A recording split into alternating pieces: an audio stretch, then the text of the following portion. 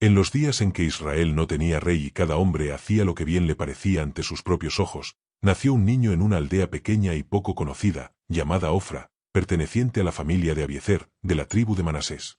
Nadie celebró su llegada con cantos especiales, ni con palabras proféticas pronunciadas en voz alta. Antes de continuar, cuéntanos y comenta qué opinas de los temas que hemos estado compartiendo. ¿Hay algo que podamos mejorar? Tu opinión es muy importante para nosotros. Apóyanos dándole me gusta y suscríbete al canal. Hoy te presento la primera parte de 2 vídeos en la que estaré compartiendo esta emocionante historia. Empezamos con nuestra reflexión de hoy. No hubo señales en el cielo ni sueños reveladores en su nacimiento. Su nombre fue Gedeón, que significa destructor o el que derriba, aunque en aquel tiempo nadie comprendía el peso de ese nombre ni el destino que habría de cargar. Israel vivía entonces bajo una dura y prolongada opresión. Por 7 años consecutivos, los madianitas, junto con amalecitas y pueblos del oriente, subían como langostas sobre la tierra prometida. No venían con intención de gobernar ni de habitar. Venían a saquear, destruir y humillar. Cada año, cuando los campos comenzaban a reverdecer y la cosecha prometía sustento, aquellos pueblos descendían con sus tiendas, sus camellos innumerables y sus armas, y consumían todo lo que hallaban. No dejaban grano, ni oveja, ni buey, ni asno. Israel quedaba desnudo y hambriento. Fue en ese contexto de miedo constante donde Gedeón dio sus primeros pasos. Desde niño aprendió a vivir con cautela, a hablar en voz baja cuando los rumores de incursiones se esparcían, a esconder el grano en cuevas y lagar escondidos. Las montañas y cavernas se convirtieron en refugios improvisados, y el corazón del pueblo se volvió temeroso. Los ancianos ya no hablaban de conquistas pasadas con el mismo orgullo, los jóvenes crecían sin conocer la seguridad ni la abundancia. Joás, su padre, era un hombre respetado en Ofra. No era príncipe ni sacerdote, pero poseía tierras y tenía influencia. Sin embargo, incluso en su casa se evidenciaba la confusión espiritual de Israel. Joás mantenía un altar a Baal y una imagen de Asera, como muchos otros israelitas que, cansados de la opresión, habían comenzado a mezclar la adoración al Dios de sus padres con los cultos de los pueblos vecinos. Se decía que Baal traería lluvia, que Asera daría fertilidad, y así, lentamente, el corazón del pueblo se apartó del pacto.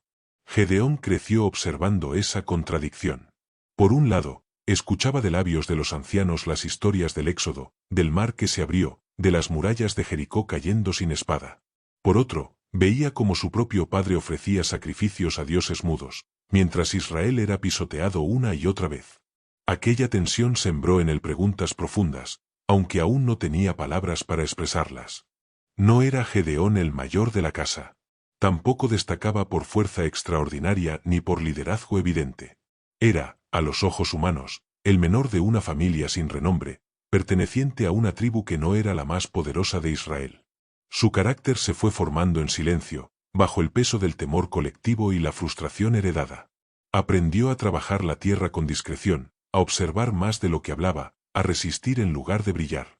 Pero Dios, que mira el corazón y no la apariencia, ya lo había separado desde el vientre. Mientras el niño dormía en brazos de su madre, el cielo conocía su nombre. Mientras corría entre los campos de Ofra, ajeno al futuro, el Señor observaba su espíritu quebrantado, pero no vencido. Porque en tiempos de mayor oscuridad, Dios acostumbra a levantar libertadores de los lugares más inesperados. Los clamores de Israel finalmente subieron hasta los cielos. No eran oraciones ordenadas ni sacrificios puros, eran gritos de hambre, lamentos de desesperación, voces quebradas que reconocían, aunque tarde, que habían hecho lo malo ante los ojos del Señor. Entonces Dios envió a un profeta cuyo nombre no quedó registrado para recordarles su infidelidad. Les habló del Dios que los sacó de Egipto, que los libró de mano de los amorreos, y que les había advertido que no temieran a los dioses de la tierra. Pero no obedecieron. Aún así, la misericordia de Dios no se agotó. Mientras Gedeón alcanzó la juventud, el peso de la opresión se volvió personal. Ya no era solo el hambre del pueblo, sino la humillación diaria de esconderse para sobrevivir. En los ojos de Gedeón comenzó a formarse una mezcla peligrosa, miedo y enojo. Miedo al enemigo que parecía invencible, enojo por las promesas antiguas que parecían olvidadas. Y en ese conflicto interior, sin saberlo, se estaba gestando el terreno perfecto para un llamado divino. Porque Dios no llamó a Gedeón cuando era fuerte, sino cuando era débil. No lo escogió cuando confiaba, sino cuando dudaba. No lo buscó en un palacio ni en un campo de batalla, sino en un lagar escondido, donde pronto trillaría trigo a escondidas, y donde el cielo se abriría para cambiar su historia y la de todo Israel. El sol caía con dureza sobre las colinas de Manasés cuando Gedeón descendió al lagar. No era un lugar para trillar trigo. Los lagares se cavaban para prensar uvas, no para separar el grano de la paja. Pero aquellos no eran días normales. Trillar en campo abierto significaba exponerse al saqueo. Hacerlo en secreto, aunque indigno y torpe, era la única forma de conservar un poco de sustento para la casa. Así, con el corazón apretado y los sentidos alerta, Gedeón golpeaba el trigo, mirando a cada instante hacia los senderos por donde solían aparecer los madianitas. El sonido seco del grano al caer se mezclaba con su respiración contenida. Cada golpe era una oración muda, cada pausa, un cálculo del peligro. Había aprendido a trabajar rápido, a dejar pocas huellas, a desaparecer si era necesario. En ese lugar oculto, entre piedra y sombra, Gedeón era la imagen viva de Israel, un pueblo llamado a la abundancia, reducido a sobrevivir en secreto. Fue entonces cuando ocurrió lo impensable. Bajo la encina cercana a árbol antiguo, testigo de generaciones, se sentó un hombre. No llegó con estruendo ni con luz deslumbrante. Simplemente estaba allí. Su presencia imponía calma y, al mismo tiempo, una autoridad que no se explicaba. Gedeón no lo vio de inmediato. Estaba demasiado concentrado en su tarea. Pero cuando alzó la vista, sus ojos se encontraron con los del visitante, y algo en su interior se estremeció. El hombre habló primero, las palabras resonaron en el aire como un golpe directo al corazón. Varón esforzado y valiente. Se quedó inmóvil. Miró a su alrededor, como buscando a quien iban dirigidas aquellas palabras. ¿Valiente? ¿Esforzado? ¿A él, escondido en un lagar?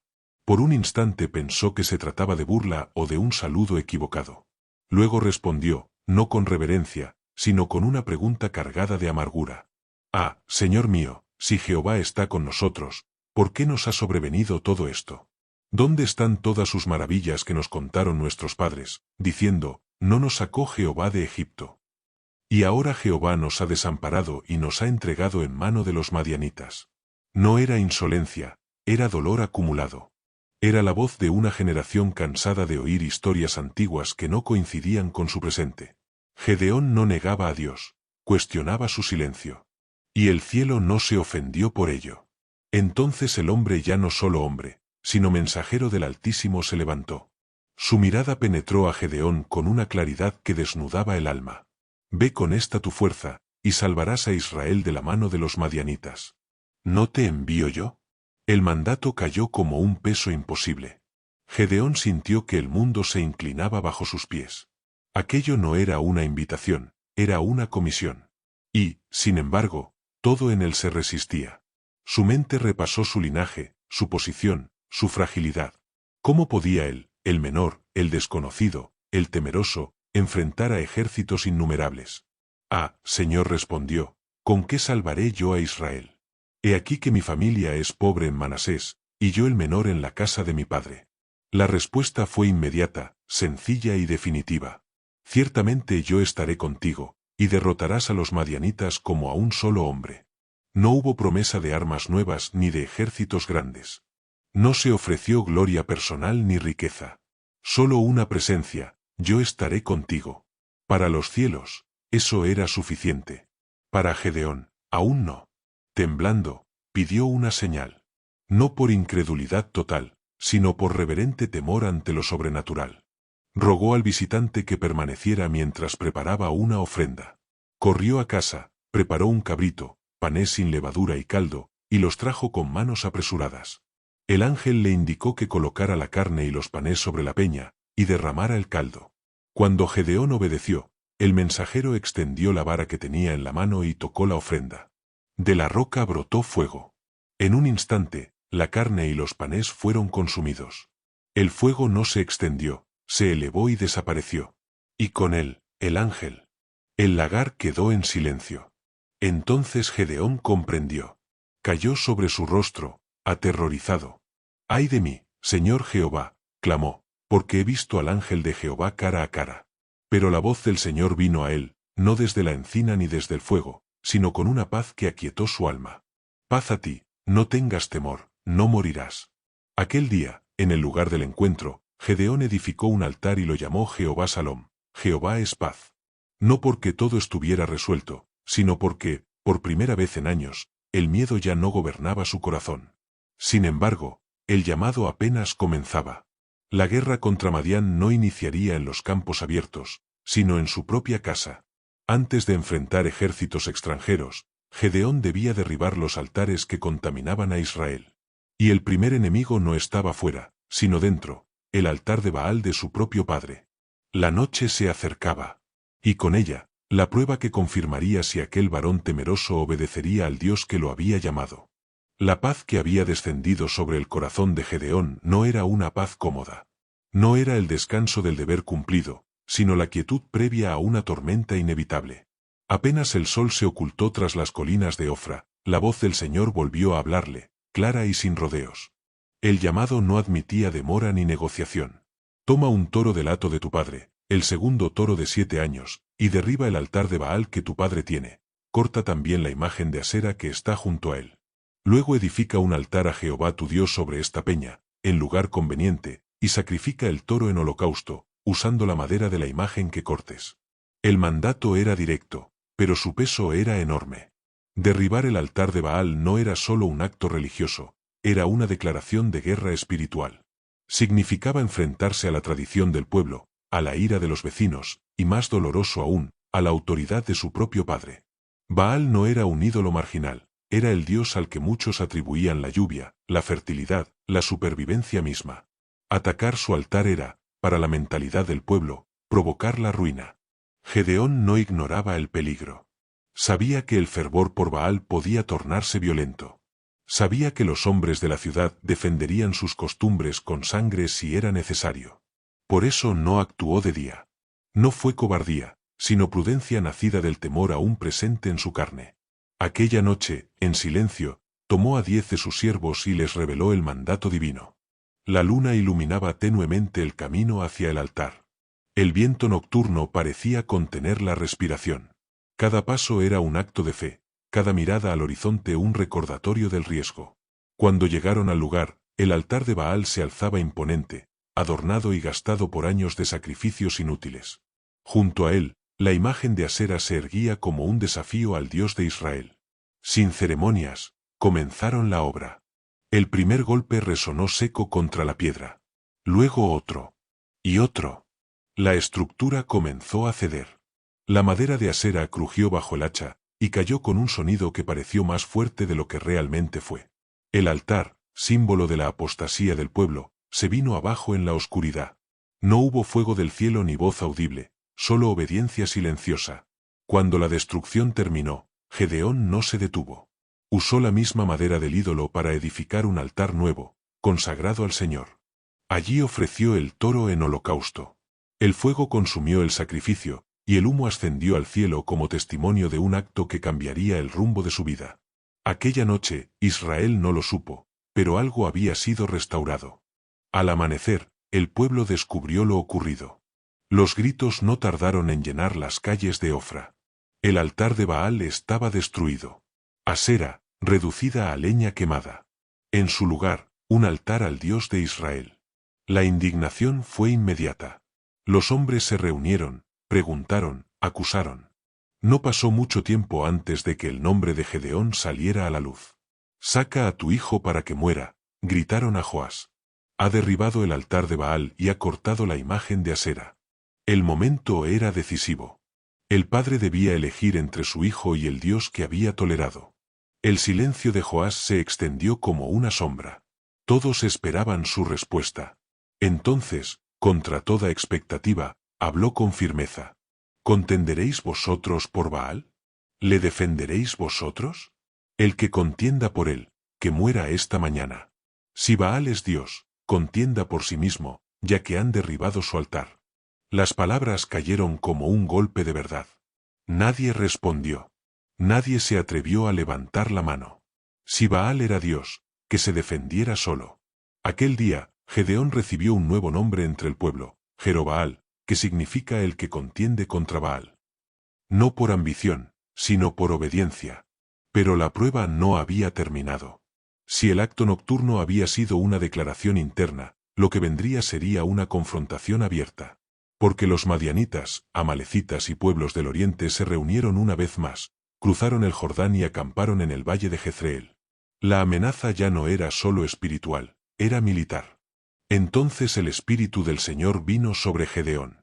No como una emoción pasajera, sino como una investidura de autoridad. Tomó el cuerno y lo tocó con fuerza. El sonido atravesó colinas y valles, llamando a los hombres de Abiezer. El eco se extendió a Manasés, Aser, Zabulón y Neftalí. Israel comenzaba a reunirse. Sin embargo, aunque el ejército crecía, el corazón de Gedeón aún luchaba. Había obedecido en la noche, pero ahora debía creer a plena luz del día. Y antes de marchar a la guerra, pedirá una confirmación más. No por desafío, sino por la profunda conciencia de que, sin Dios, incluso el más numeroso de los ejércitos estaba condenado. Así, en silencio y oración, preparó un vellón de lana. Porque el Dios que había aceptado su obediencia en la oscuridad, también se dignaba responder a su clamor en la duda. La noche volvió a cubrir el campamento con su manto silencioso. Las fogatas ardían bajas, como si también ellas temieran llamar la atención del enemigo. Los hombres de Israel dormían inquietos en el valle, con las armas a un lado y los pensamientos lejos. Algunos soñaban con la victoria, otros, con la derrota. En medio de ese contraste, Gedeón permanecía despierto. Había tocado el cuerno. Había visto acudir a las tribus. Había sentido el impulso del Espíritu del Señor. Y aún así, su corazón no estaba en calma. No dudaba de Dios, dudaba de sí mismo. La responsabilidad pesaba más que la espada. ¿Y si había entendido mal? ¿Y si el llamado no era para él? ¿Y si su obediencia conduce al pueblo a una derrota irreversible? En ese conflicto interior, decidió acercarse a Dios con una petición humilde. No exigió señales por orgullo, ni puso condiciones por rebeldía. Se postró y habló con temor reverente.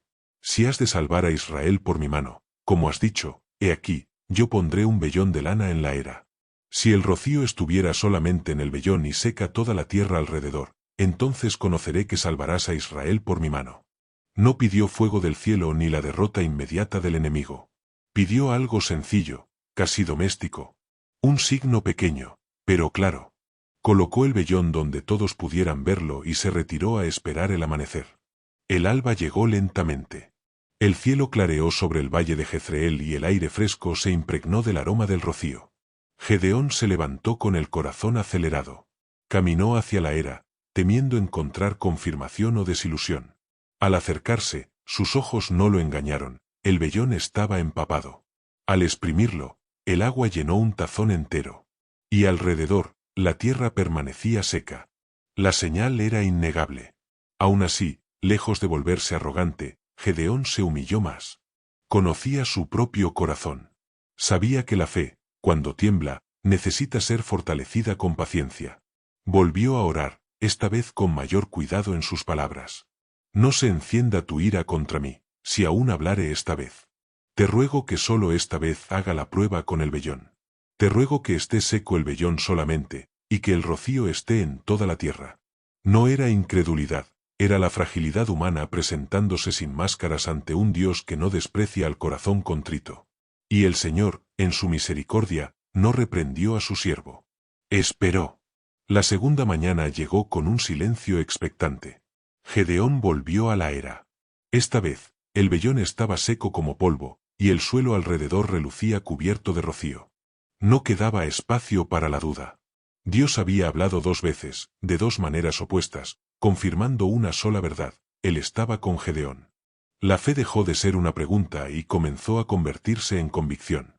No una confianza arrogante, sino una obediencia firme.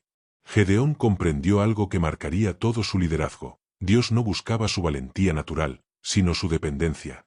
No quería un héroe autosuficiente, sino un siervo que camina apoyado en su presencia. Con el corazón fortalecido, Gedeón se levantó para enfrentar la realidad del ejército reunido. Miles de hombres lo rodeaban. Armados, decididos, ansiosos por recuperar su tierra. Humanamente, aquello parecía una ventaja. Pero Dios tenía otro plan. porque la victoria que se avecinaba no debía atribuirse al número, ni a la fuerza, ni a la estrategia humana. Así estamos concluyendo la primera parte de nuestro vídeo de hoy y muy pronto les presentaré la segunda. Gracias de todo corazón por haberme acompañado hasta el final. Si este contenido fue de bendición, apóyanos dándole me gusta y suscríbete a nuestro canal y así serás partícipe, porque juntos estaremos llevando este mensaje a todas las naciones. Dios te bendiga y nos encontraremos en el próximo vídeo.